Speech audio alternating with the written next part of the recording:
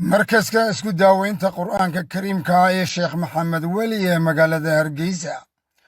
sheekhu waxa uu ugu bushaareynaya dadweynaha magaalada hargeysa iyo nawaaxigeeda in markaska sheekh maxamed weli lagugu sameeyey dib u habayn aad u ballaadhan iyadoo markaskani uu u soo guuray xaafadda shacabka koonfur ayuu ka soo eegayaa wasaaradda shaqada iyo arrimaha bulshada dhinaca galbeedna waxa uu u dhow yahay xarunta dhaqanka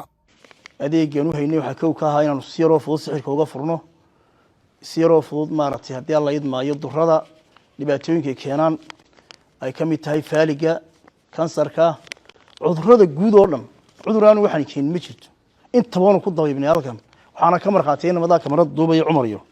oo dad badan ka duubay oo ilaahay gacmahayga shimbir ku siiyey ilaahayna waxaan ka baryayaa inuu naga ilaaliyo shadaadiinta hawshaana uu mar walba nagu sii guureeyo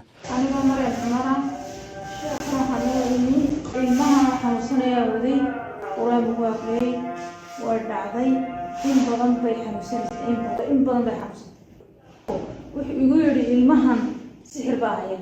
هدي السحر هينا محاذي هالكاس وحدة جاي أما عقلتي يكون مطلع أما تاجي ما كان مطلع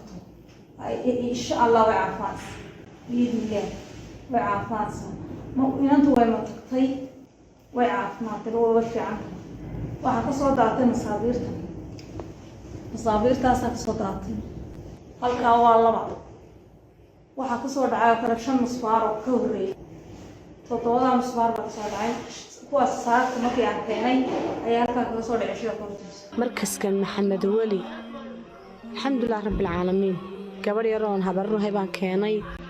xanuun baa ku dhacay waa la aamusiyay marka maxay ahaydeen markaanu geynay ilaahay shimbir buu ka siiyay isaga inuu waaxideen marka gabadh yareed iyadoo caafimaad qabta ayaan halka kala noqonay ilaahay dartii sheekhu waxa uu ku shaqayn doonaa si joogto ah labadan bilood ee u dambeeya wixii intaa dheer ee faahfaahina waxaad kala xidhiidhaa telefoonnada kuu muuqanaya ee hortaada markaska isku daaweynta qur-aanka kariimka ah ee sheekh maxamed weli